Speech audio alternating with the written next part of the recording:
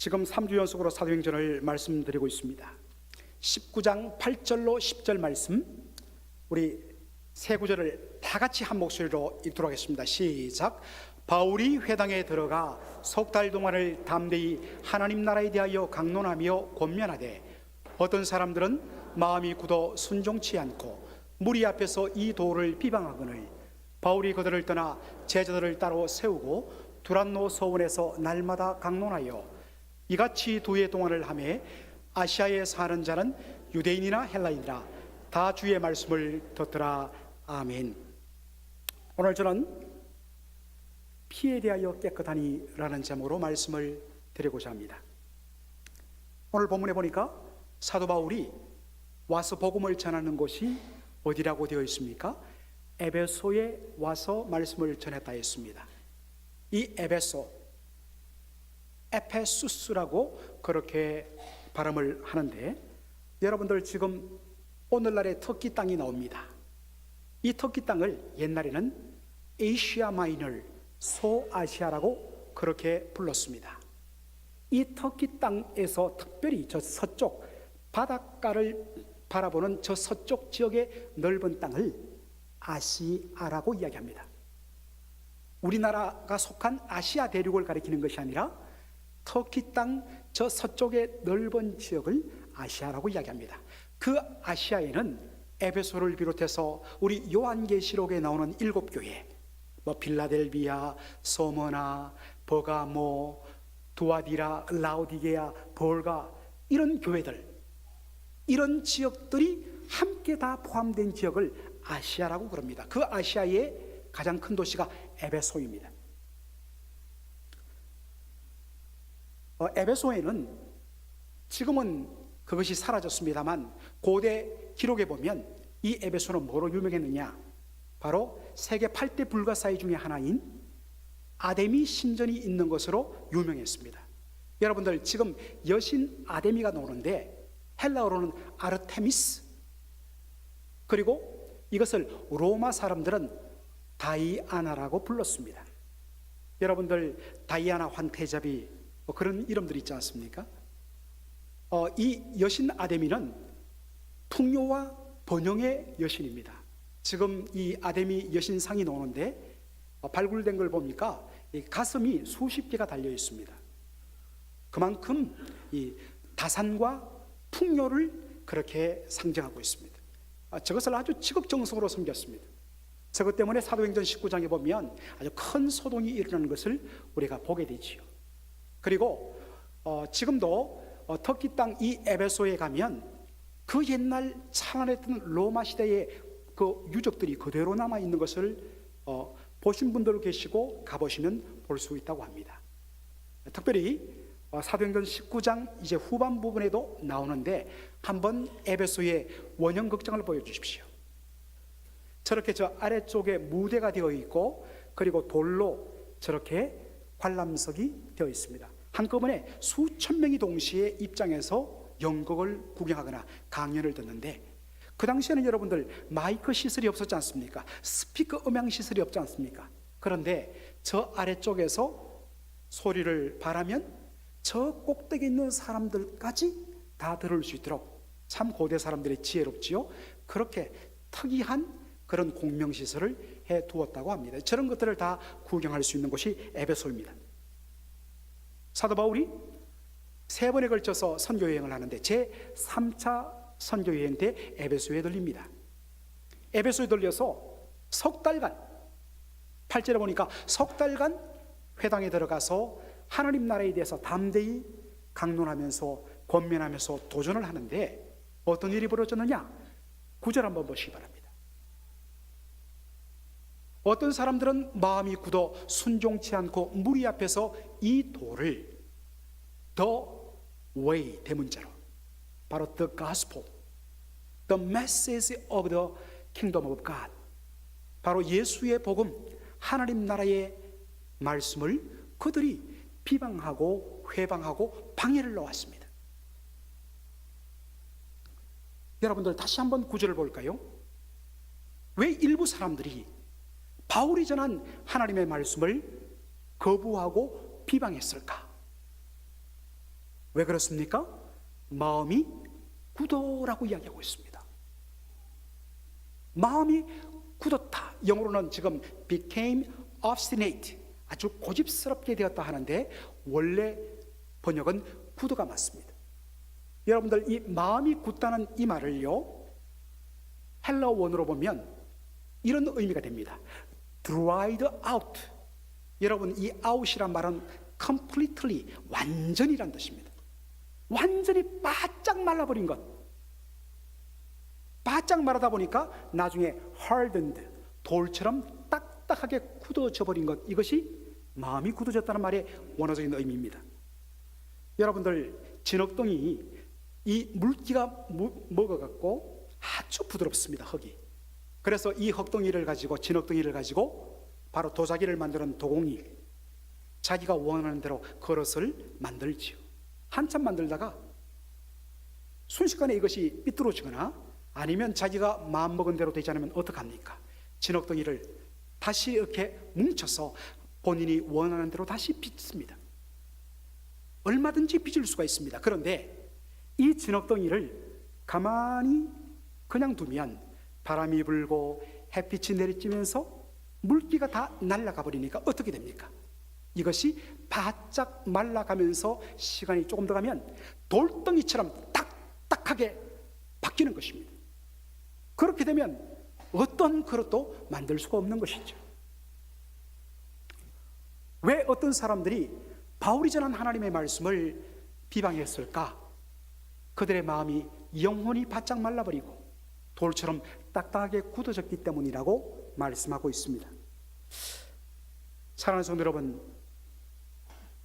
오늘 하나님의 말씀을 듣고 있는 여러분의 심령은 지금 어떤 상태입니까?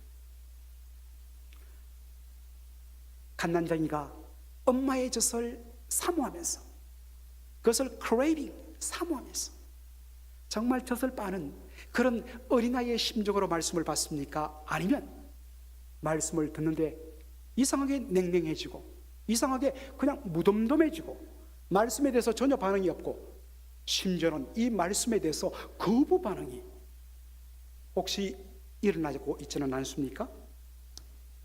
물론 1차적으로는 말씀을 전하는 설교자의 자질과 준비와 그리고 능력의 부족이 있을 것입니다.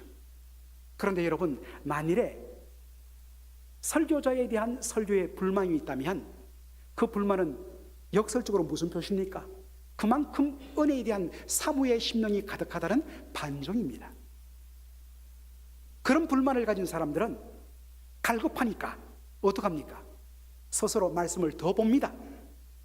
더 묵상합니다. 더 기도합니다. 심지어 채워지지 않으니까 인터넷을 이리저리 서치해갖고 뒤져갖고 참 은혜로운 설교들을 들으면서 부족함을 채우기도 합니다. 문제는 말씀을 듣는데도 전혀 반응이 없다는 것.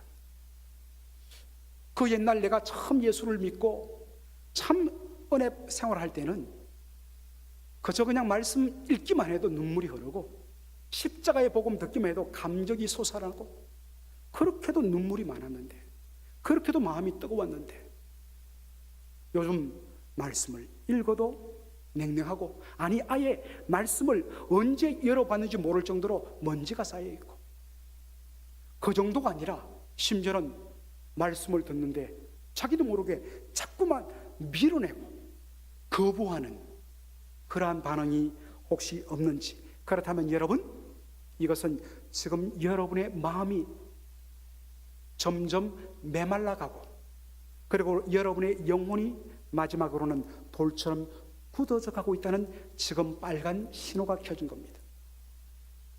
여러분이 스스로 자가 진단해 보시기 바랍니다. 여러분들 간경화라는 말이 있죠. 이 경자라는 것은 굳어질 경자, 딱딱할 경자입니다. 간이 돌처럼 딱딱하게 굳어져 가는 것.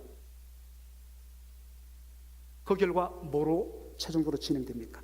간암으로 진행됩니다. 사랑하는 성도 여러분, 지금 마음의 영혼이 메말라 가고 있는데, 그리고 서서히 굳어져 갔고 전혀 반응하지 않는데도 그냥 내버려 둔다면 여러분 영혼의 간암으로 바뀌는 무서운 결과를 초래하게 됩니다. 어떻게 할 것입니까? 우리가 인정해야 될 것이 있습니다. 우리의 힘과 우리의 노력으로는 근본적으로 우리의 심령의 메마름과 굳어짐을 바꿀 수 없다는 것입니다. 그러나 성령 하나님은 하실 수 있다는 것입니다. 에스겔서 36장 26절에 이런 말씀이 있습니다. 다 같이 읽도록 하겠습니다. 또 새 영을 너희 속에 두고 새 마음을 너희에게 주되 너희 육신에서 굳은 마음을 제하고 부드러운 마음을 줄 것이며, 이 말씀의 배경은 이스라엘 백성들이 하나님의 말씀에 불순종하고 끝까지 고집을 부리다가 그들이 심판받고 멸망당해서 바벨론에 70년 포로 생활하다가 때가 차면 하나님께서 그들을 다시 이스라엘 땅으로 돌이키시고 하나님의 백성으로 그들을 회복하실 때 하나님께서 하시는 것이 있어요. 옛날 모습 그대로 다시 하나님 백성의 삶 살 수 없습니다. 똑같이 반복할 수 없잖아요. 그래서 하나님 백성의 합당한 준비를 시키는데, 그 준비가 뭐냐? 굳은 마음을 제하고 부드러운 마음을 심어주는, 그래서 우리의 심령 속이 새 영이 되고 새 마음이 되는 new heart, new spirit이 되도록 해야만이 하나님 백성의 합당한 삶을 살 수 있다는 겁니다. 우리의 심령이 새 영, 새 마음 되게 하기 위해서 먼저 해야 될 것이 무엇이냐? 굳은 마음을 제해내야 된다는 것입니다. 딱딱하게 굳어져 버린 마음을 그대로 두고서는 결코 하나님의 말씀이 임해도 그 말씀이 들어올 수 없기 때문에 굳어진 마음을 제하고 끌어내고 잘라내고 뽑아내고, 그리고 그 속에 부드러운 마음, 하나님의 말씀이 떨어질 때 아멘, 그리고 그 말씀을 받아서 순종하는 마음, 그런 마음을 하나님이 주시겠다는 것입니다. 우리가 해야 할 일이 있습니다. 사랑하는 성도 여러분, 지금 여러분들 신앙생활 하면서 왜 이렇게 내 마음이 말씀에 대해서 반응이 없지? 왜 이렇게 신앙생활하고 예배 드리는데도 내 영혼이 이렇게 말라있지? 십자가의 복음을 듣는데도 왜 이렇게 무덤덤하지? 아니, 말씀을 듣는데도 자꾸만 여러분의 마음속에서 그 부분에 대해서 거부하는 반응이 있다면 여러분 감지하셔야 됩니다. 바로 지금 이때야말로 하나님 앞에 나와서 엎드리고, 하나님 이게 웬 말입니까? 그 옛날 은혜 받았던 나의 삶은 어디로 가고 오늘 이렇게 습관적인 매너리즘에 빠진 신앙생활을 이렇게 냉랭하게 아무런 의미 없이 예배드릴 수 없습니다, 주여. 그런데 저는 이것을 고칠 힘이 없습니다. 주여, 돌같이 굳어진 마음, 말라버린 내 심령에 주여, 주께서 부드러운 마음을 허락하여 주옵소서. 성령의 불같은 은혜로 주여 녹여주시옵소서. 여러분들 그런 사모함이 있어야 돼요. 여기에 진정한 부흥이 있습니다. 3,000명, 5,000명, 10,000명이 모인다 할지라도 메마른 심령으로, 굳어진 심령으로 말씀에 대한 어떠한 감동과 반응과 순종이 없이 그저 종교생활만 한다면 숫자가 무슨 의미가 있습니까? 사랑하는 성도 여러분, 바로 이 시간에 우리 심령부터 살펴봅시다. 주여, 내 마음속에 진정한 리바이벌, 부흥, 다시 살리시는 은혜 있게 하여 주시옵소서. 그렇게 여러분들이 기도하셔야 된다는 겁니다. 자, 그래서 자꾸만 비방이 일어나자 바울이 하는 것 뭐겠습니까? 싸우지 않습니다.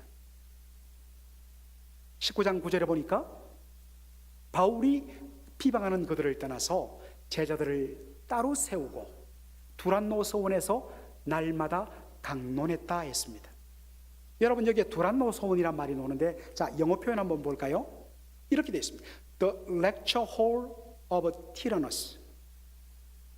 그 한국에도 여러분들 온누리교회가 세운 출판사 이름이 두란노 소원 아닙니까? 바로 저기서 따왔어요.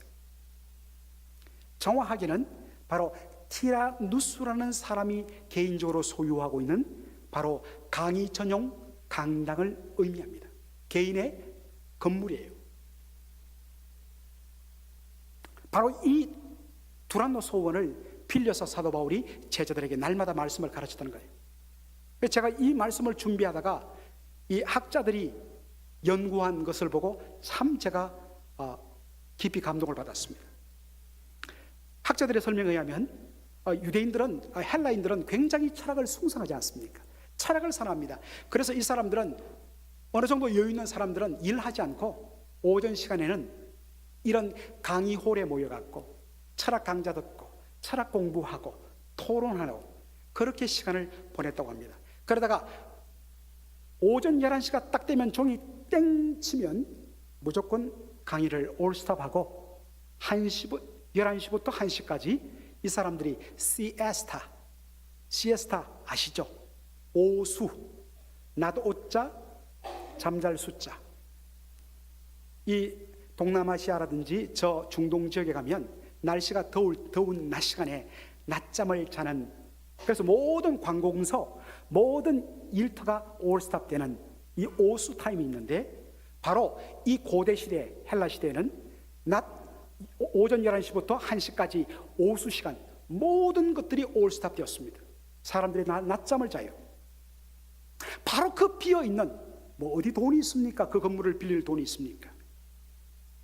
바로 그 비어있는 틈을 이용해서 좀 사용하기를 원합니다 해서 그 시간 동안 들어가서 두란노 서원에서 하나님 말씀을 가르쳤다는 거예요. 그 당시에 에베소에는 교회가 제대로 세워져 있지 않았습니다.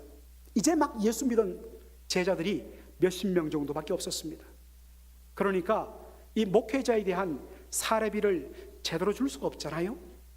그래서 사도 바울이 뭘 했냐면, 어릴 때부터 집안 대대로 내려왔던 기술인 이 텐트 메이크, 장막을 짓는 이 텐트를 만들어서 아침 이른 시간부터 11시까지 열심을 다해서 텐트를 만들면서 생계를 위해서 일하다가 11시 땡 치고 모든 상가와 모든 강의가 다 문을 닫으면 그 시간에 두란노 소원에 모여갖고 그 피곤한 몸을 무릅쓰고 1시까지 2시간, 3시간 집중적으로 제자들을 모아놓고 하나님 말씀을 가르쳤다는 것입니다. 제자들도 마찬가지예요. 그들은 습관상 11시부터 1시까지 잠을 자야 되는데, 다른 사람들은 다 잠자는 그 시간에 피곤한 몸을 무릅쓰고 눈을 비비고 하나님 말씀 배우는데 온전히 힘을 썼다는 것입니다. 말씀이 이렇게 열립니다. 사랑하는 성도 여러분, 이것이 우리에게 주는 영적인 도전이 있다고 저는 생각합니다. 개인적인 영적인 성장은 여러분들 예배당에 예배 한 번 드리고 매주 이렇게 예배당 참석한다고 여러분 잘하는 것 아닙니다. 그저 일주일에 한 번 예배 드리고 여러분들이 이것으로 만족하면요, 여러분 30년, 40년, 50년 예수 믿으셔도 죄송하지만 그 상태에 머물고 결코 자르지 않습니다. 아마도 하나님 보시기에는 영적인 갓난아이의 모습으로 그대로 있을지 모릅니다. 말씀에 대한 사모함과 말씀을 배우기 위해서 시간을 쪼개고 헌신해야만, 희생해야만 성장을 하게 된다는 것입니다. 여러 가지 합당한 이유가 있습니다. 얼마나 우리 이민생활에 바쁩니까? 바쁘다 보니까 피곤하고 시간이 없고, 그리고 또 우리 어르신들 중에는 이제 나이가 들고 힘에 부쳐갖고 다 나름대로 합당한 이유가 됩니다. 그런데 어떠한 이유든지 시간을 쪼개어서 그렇게 영적 성장을 위해서 투자하지 않으면, 결단하지 않으면 결국에는 어느 순간에 매너리즘에 빠지고 어느 순간에는 모든 것이 습관적으로 그냥 바뀌고 감동이 사라지고 내 심령이 점차 메마라지게 되고 나중에는 어느 사이에 나도 모르는 사이에 내 영혼이 간경화가 진행되어서 딱딱하게 굳어져 버리는 그런 상태로 갈 수밖에 없습니다. 사랑하는 성도 여러분, 감히 말씀드립니다. 피곤하지 않는 사람 없어요. 요즘에는 2살짜리들이 아이고 바쁘다, 아이고 피곤해 한답니다. 2살짜리들이. 다 피곤하고 다 바쁩니다. 그런데 말이죠, 초대교회 성도들 어땠습니까?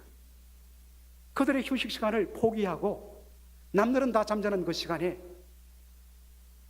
피곤한 발걸음을 이끌고 두란노 서원에 모여갖고 2시간 동안 또 집중적으로 말씀 훈련받고 또 그들의 일터로 돌아갔습니다.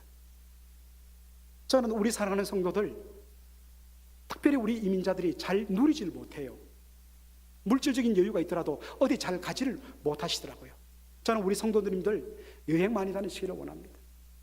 그렇게 격려합니다. 마음껏 누리십시오. 우리 성도들 할 수만 있으면 운동도 하시고요, 골프도 하시고.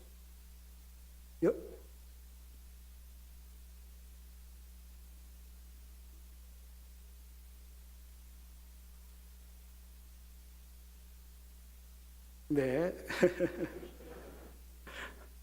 자서요 공명자자. 자, 여러분들 다 좋습니다. 세상적으로 여러분들 그렇게 누리시는 것 저는 참 권장합니다. 그러나 그만큼 한 만큼 여러분들 영적인 훈련받고 성장하는데도 여러분들 바쁘셔야 돼요. 자신의 영혼을 위해서는 시간이 없으면서 세상 일을 위해서는 온갖 것들을 다 한다면 여러분 과연 하나님 앞에 과연 그것이 당당한 게 되겠습니까? 언제까지 그러한 상태로 이런저런 이유로 여러분들 면제를 받으시겠습니까? 오늘 우리가 함께 봤던 이것 한 번으로 여러분들 그냥 무감하게 넘어가시면 안 됩니다. 이게 지금 우리 교회의 영적인 상태고 지금 나 개인의 영적인 상태를 보여주는 겁니다. 여러분, 오늘 이 말씀 앞에 여러분들 결단하셔야 돼요. 피하지 마세요. 안 바쁜 사람 없어요. 여러분들이 그냥 잠잠하시면 저만 신나요. 여러분, 제가 너무 피곤해갖고 견딜 수 없을 정도로 제발 할 정도로 여러분들 저를 고단하게 만드셔야 되면 목사님 말씀 가르쳐 주세요. 제발 이렇게 여러분들 좀 해주십시오. 그래서 우리 교회가 정말 아름답게 영적으로 성장하는 교회 되기를 주의 이름으로 축원합니다. 이렇게 얼마 동안 했느냐? 오늘 본문에 보니까 2해 동안 2년간 했다고 했습니다. 사도행전 20장에 보니까 사도 바울이 나중에 떠나면서 고별을 설교하면서 3년 동안 그렇게 했다고 되어 있습니다. 왜 이런 차이가 있을까? 여러분들 처음에 에베소에 와서 얼마 동안 말씀을 전했다고요? 3달 동안 말씀을 전했는데 거부감이 일어나자 두란노 손에 와서 만 2년간 하나님의 말씀을 전했다는 것입니다. 횟수로 3년 동안. 자, 여러분들 이같이 2해 동안을 함이라는 말씀을 한번 주목해 보시기 바랍니다. 그 다음 페이지. 이같이 2해 동안을 하며, 영어 표현 잘 보십시오. This went on for 2 years. 여러분, 바울이 아침부터 오전 11시까지 장막을 만들다가 두란노 소문에 모여서 강의를 했다고 했습니다. 제자들은 남들이 다 쉬는 오수 타임에, 시에스타 타임에 그들이 피곤한 몸을 이끌고 잠시 짬을 내갖고 2시간 동안 집중해서 두란노 손에 와서 말씀을 배웠습니다. 이것이 얼마 동안 되었다고요? This went on for 2 years. 2년 동안 went on이 뭡니까? 계속했다는 거예요. 하루도 빠짐없이 2년간 쉬지 않고서 철두철미하게 2시간씩 말씀으로 훈련을 받았어요. 여러분, 이렇게 훈련받은 제자를 누가 감당할 수 있습니까? 일당백이 되죠. 목사님, 저 예전에 1:1 양육 받았거든요. 그것으로 만족해서는 안 돼요. 계속해서 더 성장해야 돼요. 최소한 2년간 저와 함께 훈련을 받아보자고요. 여러분의 심령이 바뀌는지, 우리 교회가 바뀌는지 안 바뀌는지 2년만 투자해 보세요. 바뀌게 돼 있어요. 이왕 훈련 받는 것 2년은 내가 주 앞에 드리겠다 헌신하십시오. 여러분, 이렇게 집중적으로 말씀에 훈련받은 사람은요 어떻게 되느냐? 어제 토요 새벽에 말씀드렸지 않습니까? 영어로 fervent in the spirit, 대문자 S, 성령 안에서 fervent, 부글부글 끓어 넘치고 뜨거워지고 너무 가슴이 뜨거워서 견딜 수가 없어요. 내 심령에 복음이 들어가고 내 심령에 말씀의 은혜가 들어가면 전하지 않고는 견딜 수가 없는 겁니다. 그래서 어떻게 하느냐? 바울과 그의 제자들이, 바울 혼자 한 것 아니에요. 바울과 제자들이 에베소는 말할 것도 없고 그 에베소를 포함한 그 넓은 아시아 전역으로 다니면서 각 지역에서 복음을 전해갖고 생긴 게 뭐냐? 바로 아시아 7교회입니다. 심지어 여러분들 골로새 교회가 있죠. 골로새 교회, 바울이 직접 세운 교회 아닙니다. 바울의 제자 에바브라가 바울에게 훈련받고 그가 따로 골로새까지 가서 그들에게 복음을 전해갖고 세워진 교회가 골로새 교회입니다.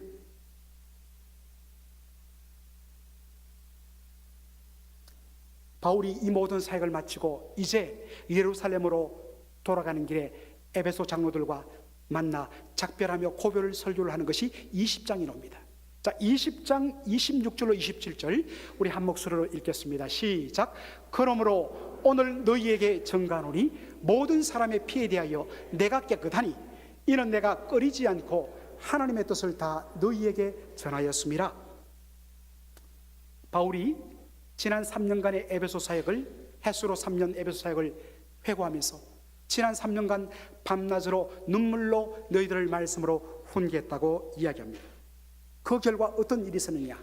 에베소서는 말할 것도 없고 그 주변의 아시아 지역의 모든 사람이 다 하나님의 말씀을 들었더라. 그래서 다시 말씀 보여주세요. 바울이 당당하게 마지막에 뭐라고 이야기하느냐? 내가 너희들에게 증거한다. 이 지역의 모든 사람의 피에 대하여 내가 뭐하다? 깨끗하다는 것입니다. 복음을 전했는데 복음을 받지 않아서 그들이 심판받는 것은 그들의 책임이다. 그러나 나는 이 모든 사람들에게 복음을 전했기 때문에 그들의 심판과 피에 대해서는 나는 책임이 없다. 사랑하는 성도 여러분, 만일 우리가 전하지 않아서 한 영혼이 세상을 떠났다면, 복음을 듣지 않고서 도전받지 않고서 그냥 갔다가 심판을 당한다면 하나님은 그 피에 대해서 우리에게 책임을 물으시겠다는 것입니다. 사랑하는 성도 여러분,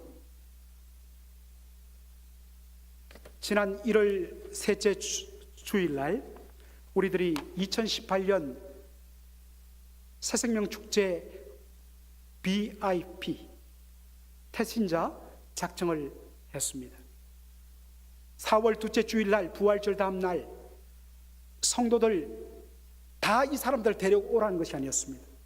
그때까지 한국에 있던, 타주에 있던, 이 지역에 있던, 심지어 데려오지 못한다 할지라도 그들을 위하여, 그들의 구원을 위하여서 내가 눈물로 기도하고 전화 한 번을 통해서 예수 믿으라고 이야기함으로 이 영혼에 대해서 도전 주고 그 결과 우리 자신이 살아나자 하는 의미에서 새생명 축제를 위해서 적어내라고 그랬습니다. 많은 성도들이 이렇게, 여러분들 오늘 주보에 한번 보세요. 주보 한번 보십시오. 수많은 사람들이 기도 제목을 내고 또 그렇게 사람들을 위해서 여러분들에게 기도를 부탁했습니다. 이걸 왜 만들었느냐? 여러분들이 모르는 인물이지만 하루에 한 번씩 한 사람 정도씩 이름을 불러가면서 주님, 이 영혼을 구원하여 주시고 이분 주변에 있는 사람들을 통해서 이 사람 예수 믿게 하여 주옵소서. 내가 적어낸 사람이 아니랄지라도 그거 하라고 여러분들 이거 나눠드린 겁니다. 적어도 우리가 내 형제자매들이 이렇게 제출을 하고 기도를 부탁한 이 영혼들의 피에 대해서 우리가 깨끗해야 되지 않겠습니까? 그래서 여러분들 이거 집어 던지지 마시고 집에서 꼭 여러분들 하루에 한 사람씩 위해서 여러분들 이름을 불러가면서 기도해 주시기 바랍니다. 1994년에 정말 한국 사회를, 이 이민사회에서 여러분 들으셨을 거예요. 지존파라고 정말 끔찍한 살인사건을 저지른 이 조폭 그룹이 체포를 됐는데 이름이 지존파입니다. 7명으로 구성됐는데 한 사람이 조직을 배신했다고 그 사람을 무참히 친구를 죽여버리고 6명이서 이들은 다 결손가정 출신들이에요. 그러다 보니까 부모와 이 가정으로부터 상처가 많아요. 그러다 보니까 행복한 놈들은 그냥 둘 수 없다. 이 세상 다 죽여버리죠. 그래서 조금이라도 잘 살고 조금이라도 두 커플이 행복하게 보이면 잡아다가 죽였습니다. 왜 죽였느냐? 너무 행복하게 보였어. 심지어는 잔인하게 죽이고 인육까지 먹을 정도였습니다. 그들이 체포되었습니다. 6명 다 사형 언도를 받았습니다. 서울 그 사랑의 교회에 이재명 집사님이라고, 이분은 정말 그 복음에 충만한 분이에요. 이분이 특별히 교도소, 이 유치장 이런 데서 복음을 많이 전했는데 면회를 했더니만은 안 받아주지요. 싫다고. 그런데 이분이 계속해서 찾아갔습니다. 면회를 신청하면 리젝트하고. 그런데도 이분이 찾아가는 겁니다. 그랬더니 드디어 만나 주었습니다. 떨리지요. 눈빛이 아주 사나워요. 그런데 이분이 예수님의 복음을 이야기했어요. 이렇게 흉악한 사람이요, 복음을 듣자마자 울면서 그대로 무릎을 꿇습니다. 하나님이 하시는 일이지요. 그래 이 6명이 다 예수 믿고 철두철미하게 회개하고 죄송하다고 하고, 그리고 1995년에 사형언도 받고 처형을 당했죠. 그런데 그때 김현양이라는 그 조직의 단원 하나가 이재명 집사님에게 이렇게 이야기했다는 거예요. 집사님, 아무도 저한테 교회 나가자고 한 친구가 없었어요. 만일 그때 누구라도 저에게 야, 그래 살면 안 돼, 교회 가자, 예수 믿자 했더라면 이게 제일 저에게 안타깝습니다. 집사님, 이야기 좀 전해주세요. 사랑하는 성도 여러분, 여러분은 여러분의 이웃에, 여러분의 일가 친척, 여러분의 친구에 대해서, 그분들의 피해에 대해서 과연 나는 깨끗하다 말할 자신이 있습니까? 조금이라도 자신이 없다면 여러분, 거절당할 것 각오하고 한번 그래도 예수 믿자. 그래도 예수 믿자. 그리고 그 영혼을 위해서 이름 불러가며 기도해 주십시오. 그래서 당당하게 바울처럼 우리도 이 피에 대하여 주여 저는 깨끗합니다, 그렇게 말하는 저희 교회 모든 성도들 되기를 주의 이름으로 축원합니다. 아멘. 기도하겠습니다.